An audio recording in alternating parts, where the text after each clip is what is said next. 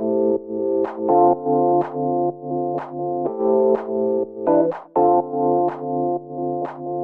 am here at the Go Red for Women event celebrating the mission of the American Heart Association. They really focus on the research and the funding to treat cardiovascular disease. At this event, we got so much good information and heard from a dynamic panel of doctors, and we walked away with important stats. At this event, I emceed alongside Alyssa Ivanson, who is WANE 15's Evening Anchor. The day was beautiful. We were all dressed in our red, and I'm taking you on the inside. Come on. It's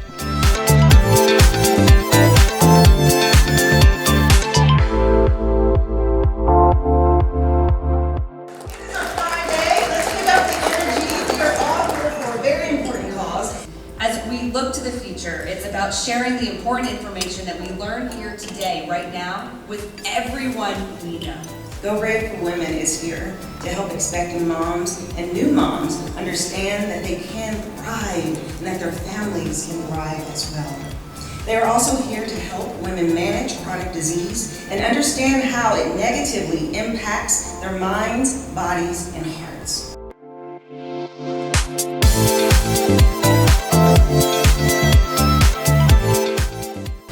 And of course, we know diabetes can increase your risk of heart disease by 50% or more.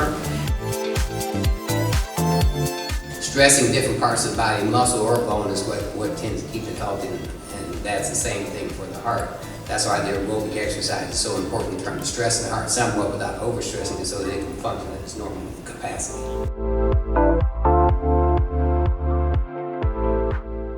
We know that there are, vascular changes that we believe have been happening in patients while they're pregnant, and especially with COVID, and they've had more serious, comorbidities while pregnant.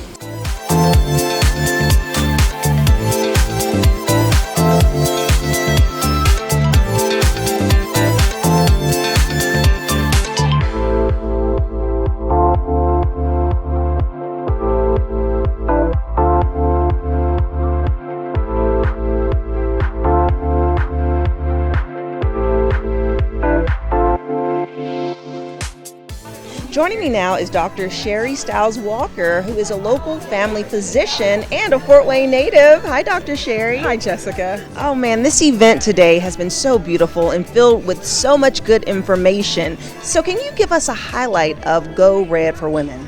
Go Red for Women is turning 20 next year. And why we felt that this had to be is because women often forget to put themselves on the list.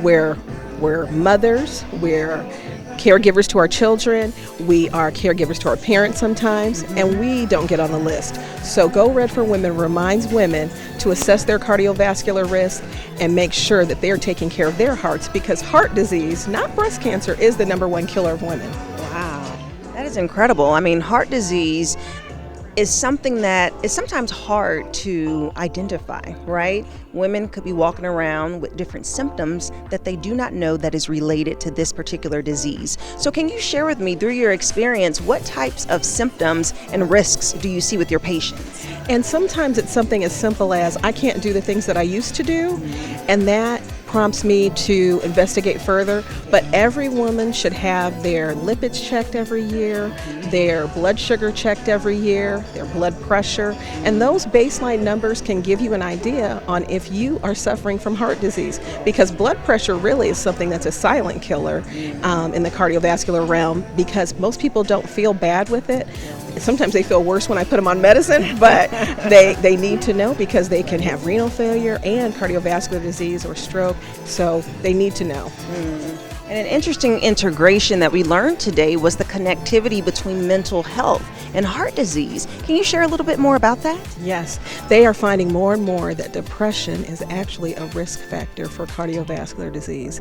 And post-COVID, there are more people, the numbers for depression in teens and the general population is going up.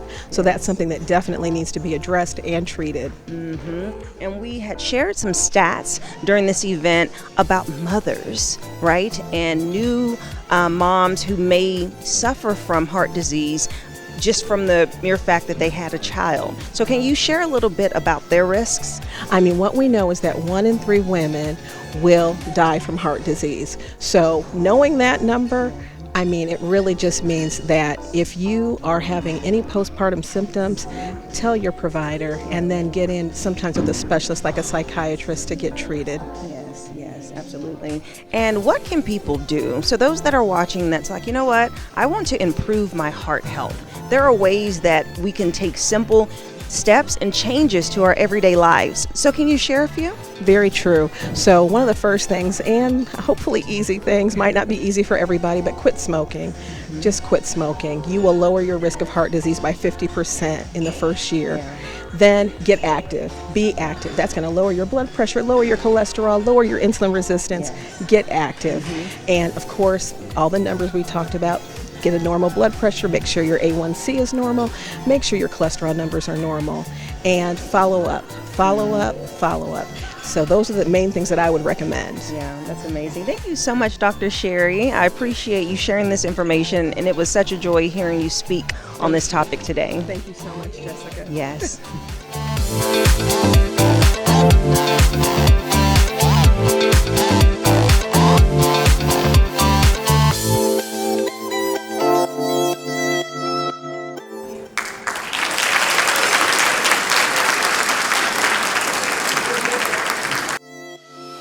Follow us on social media at Living Local 15.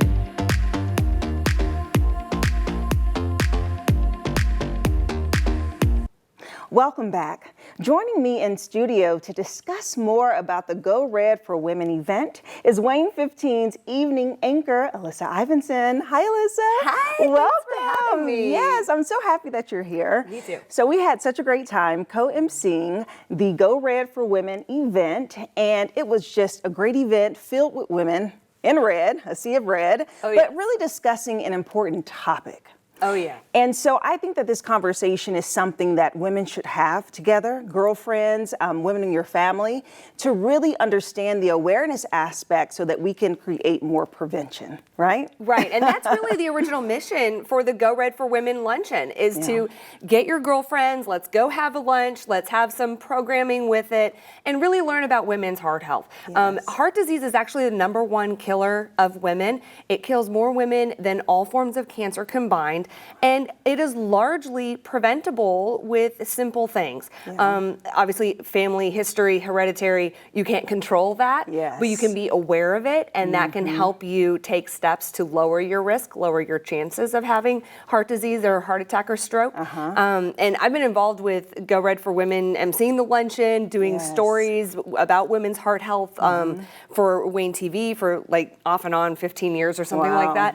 And yeah, it is such an important topic, but we don't always talk about it with our friends and our family, but we should be. Yeah, we really should. And that stat is so staggering. I mean, overall, if you think about all the cancers, because of course we know that breast cancer really affects women, and to think about this being more than all the cancers combined, as you said, is just so shocking.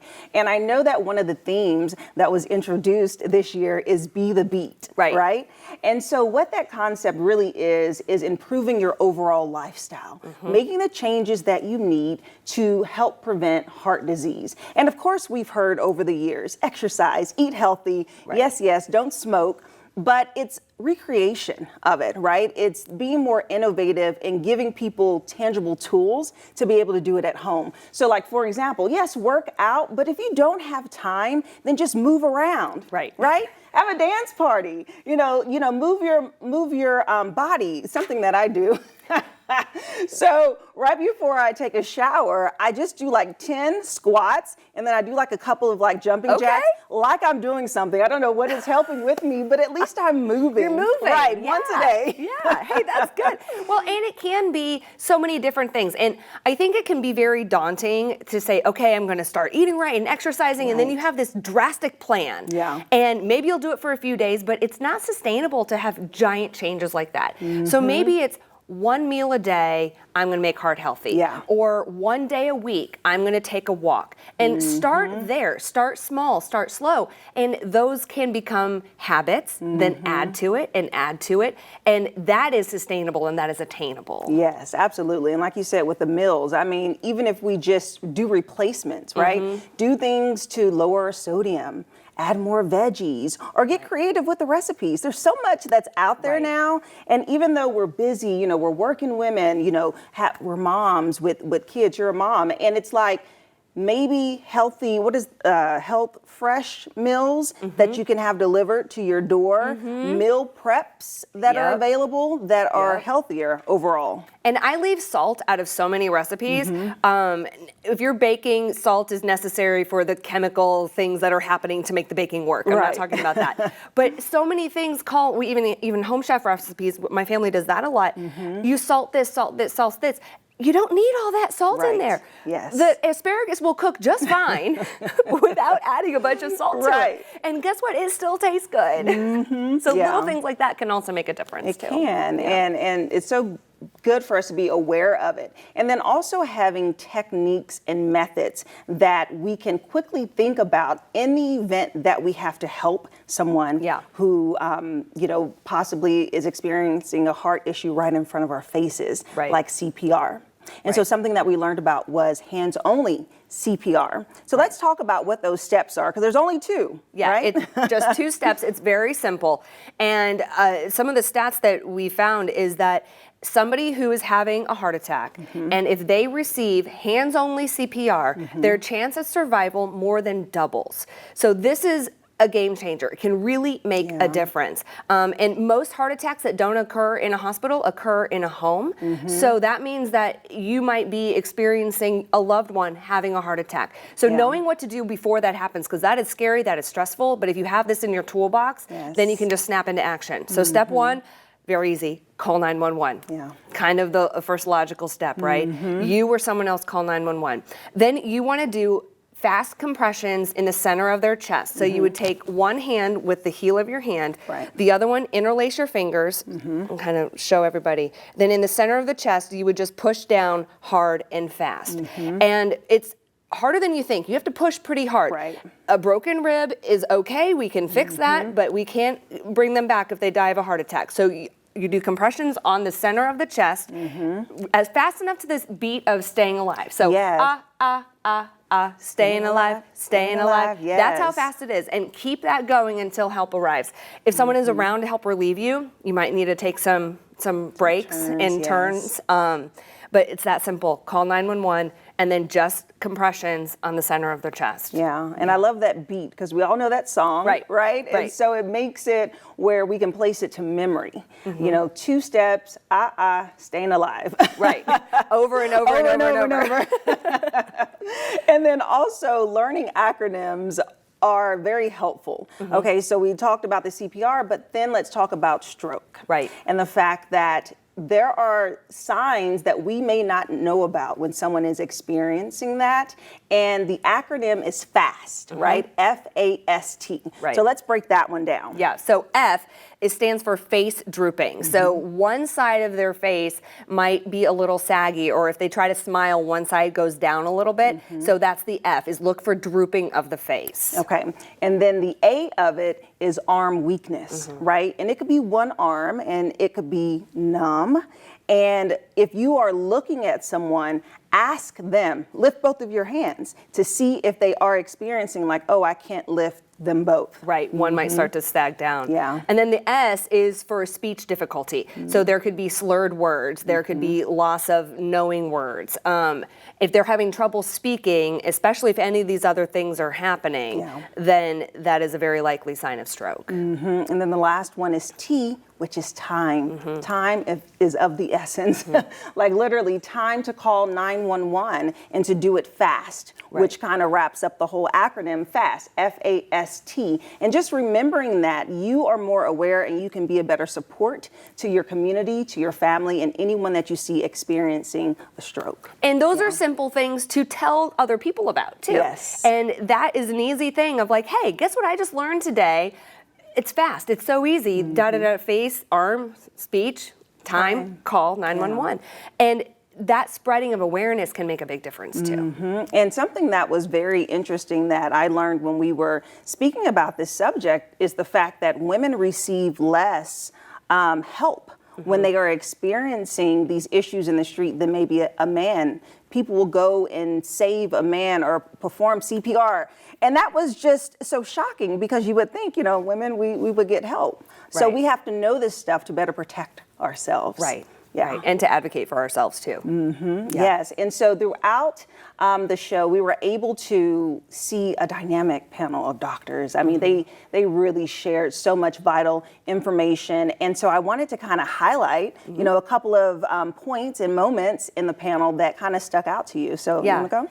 Well, so one of the things about heart attacks in women is the signs and symptoms are often different than a man's and different than that stereotypical heart attack. You think your arm is hurting, this big chest pain, feels like an elephant on your chest.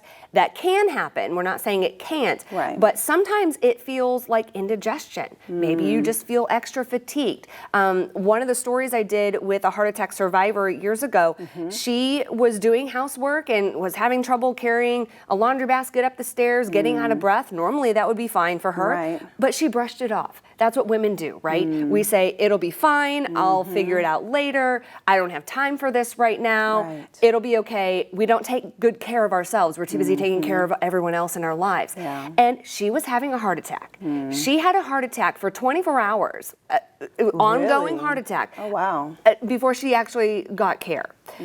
Because she had those symptoms that weren't the catastrophic in the moment heart attack. And so that was one thing that was talked about on the panel is how different the signs for women can be, and that's important to know. Yeah, that's good. Okay, let's take a look at that from Dr. Sherry. It's important for any practitioner that you see to recognize that, whether you're in the ER or even in the family doctor's office. For women, sometimes it can be more subtle. It can be jaw pain, neck pain, like we mentioned earlier, indigestion. It just feels different.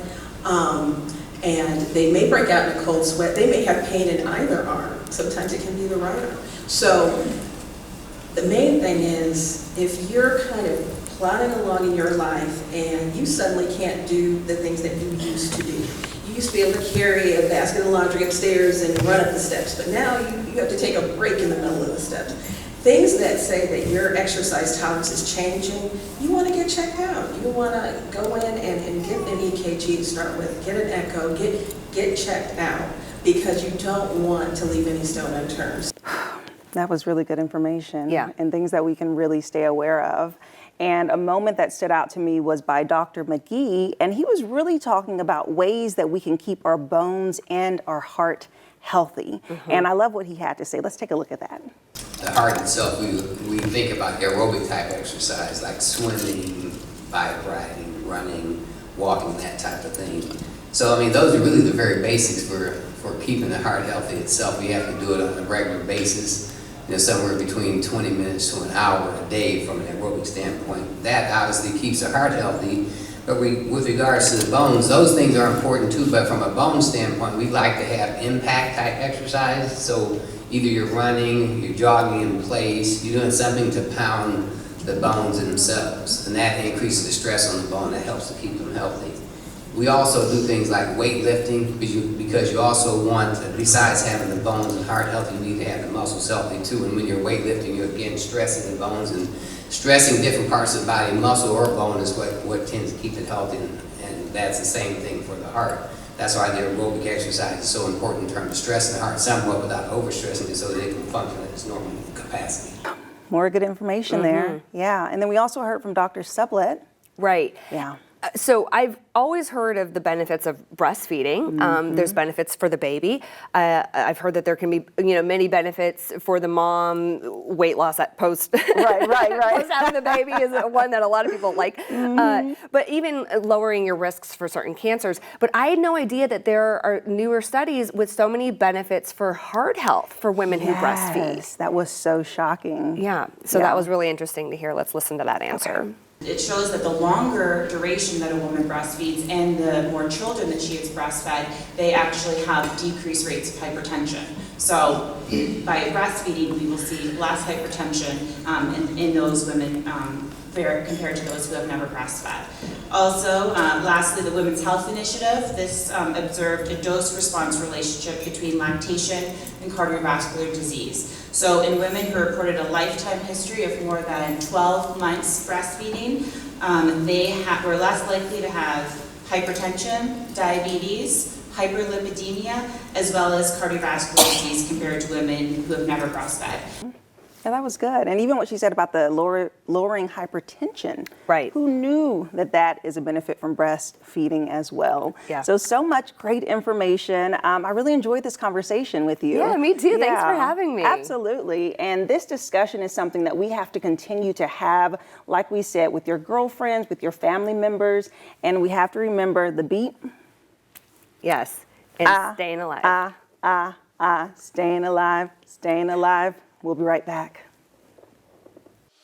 Living Local 15, proudly driven by the Kelly Automotive Group. Thank you so much for tuning in today, and I hope that you learned something new through this information shared. And most importantly, that you have this talk. Use this topic to share it with your friends, coworkers, and family members. We must keep the conversation going because the fact is that a majority of patients will die from heart failure without ever being diagnosed. So remember, hands-only CPR is just 2 steps, and knowing this could save a life. I hope you have an amazing Memorial Day weekend, and on Monday we have a special episode of Living Local 15. We traveled out to a popular theme park and the roller coaster capital of the world. Stay tuned for that, and I look forward to seeing you here on Monday. Bye-bye. Have an idea for the show? Want to find out how you can be a guest? Contact us at livinglocal15@wayne.com.